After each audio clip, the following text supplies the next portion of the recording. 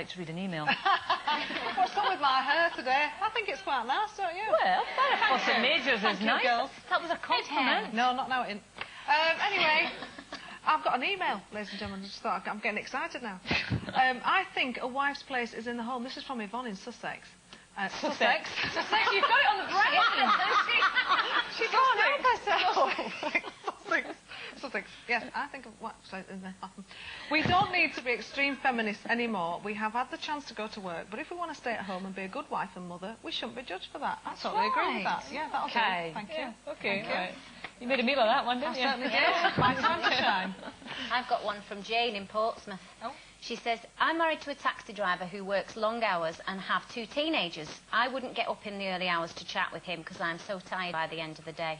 Quite right, Jane. Yeah, but he's a taxi driver. I mean, they never stop, do they? No. They never get to sleep. If Jane had read that out, it would be, this is from Jane in Portsmouth Sex. I'm making up for lost time. She was once voted the sexiest ever Doctor Who assistant and has just made her West End debut. Please welcome the free-spirited Louise Jameson.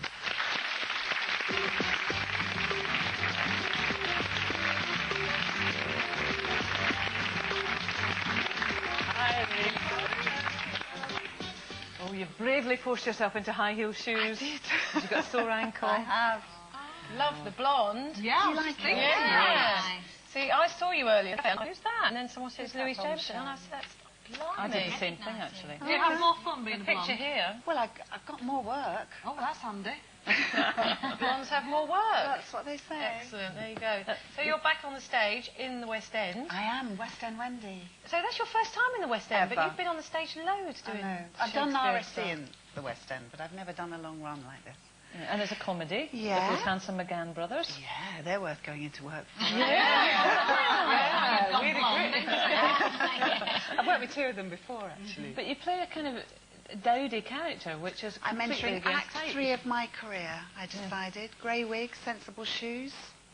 Just see what it's like. Does that make you feel different? Because, I mean, there you are, you're Yeah. looking fantastic. But when you put on the wig and that you're going to go into character, because you are going dowdy, do you feel different about everything? Absolutely, the whole body language. It's the shoes, really. Yeah. Olivia used to say, shoes makes the difference. All right. So there's great, wonderful, flat, brown brogues.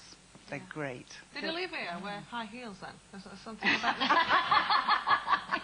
No, he always used to rehearse in whatever shoes he'd... She's at it again. carry But it's on such a contrast. Well, I mean, you've always played... Well, you've played very glamorous characters so often, haven't you? I mean, and the sexiest Doctor Who assistant. We've got a good picture, actually, you'll like to see from going back way when.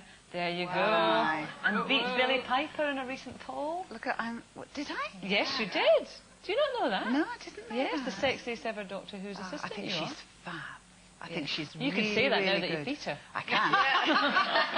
I can, but I do think she's great in it. I think she just... I haven't seen any of them, I Have have you to not? say. Did you see any, Carol? I've seen them, yeah. She's very good. Yeah. She is. Brilliant, actually. Bitch. No, she's... And of course, Carol's views are not the views of the management. That was a joke. No, but You were what... waiting for me to say that. Carol's too shy to ask you, but what she's really interested in is your new one-woman show that you've got coming up. No, I was building up to it. Tell me about your one-woman show. Oh, yeah. But it's about the menopause, isn't it? It is. See, that's my dreaded fear in life. To the point of obsession. I'm obsessed with it. I think about it all the time. Well, you know, I think I am a bit as Are well. you? I think that's why I'm doing this, because it's... I mean, Kind of cathartic. Yeah, well, at this age, at this ripe old age, you have a decision to make. You know, do you embrace it gracefully? Do you do Siamese cat and a Force 9 Gale? Do you... what route do you take, you know? I mean, I actually went to see someone with a view to, you know, nipped up, all that. Did you? I did, but he patted me at one point.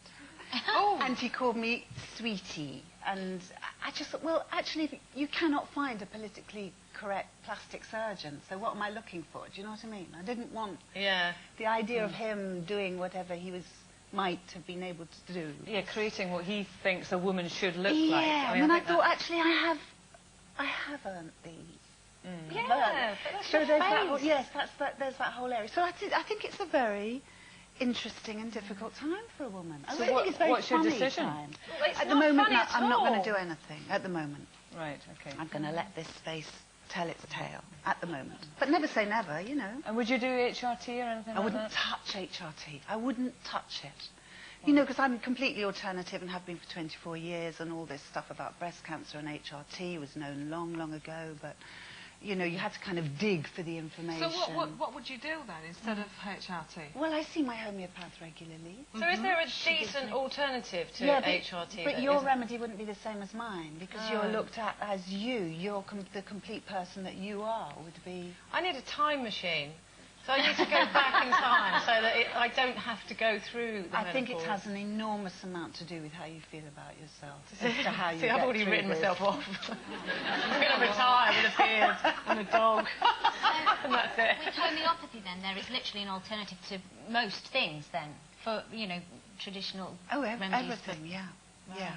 But recently, I read something recently. I mean, I'm not a big fan of homeopathy. I'm straight down there. I'm a hypochondriac.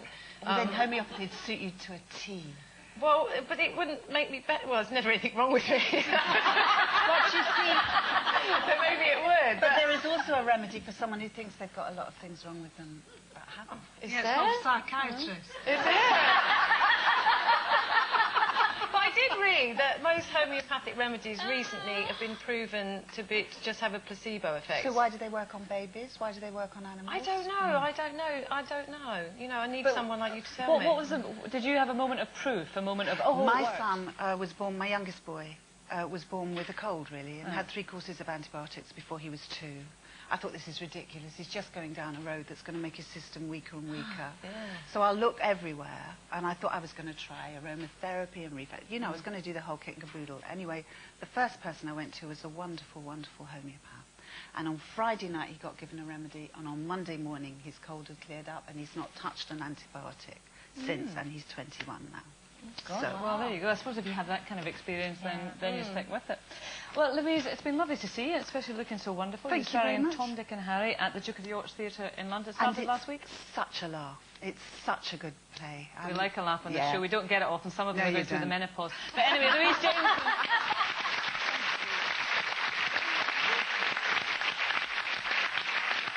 Okay, the time has come to say farewell for another day, but fear not, we will be with you again tomorrow. And with us will be the King of Confessions, Jeremy Kyle, as well as Charlie Daniels, the woman who turned her life as a prostitute around. See you tomorrow at 1:30.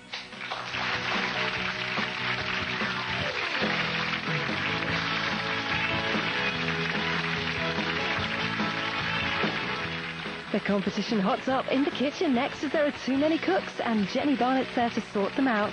Then at 3, more pressure cooking as Andrew Castle presents another round of Perseverance. And at 5, a party line installed in Heartbeat.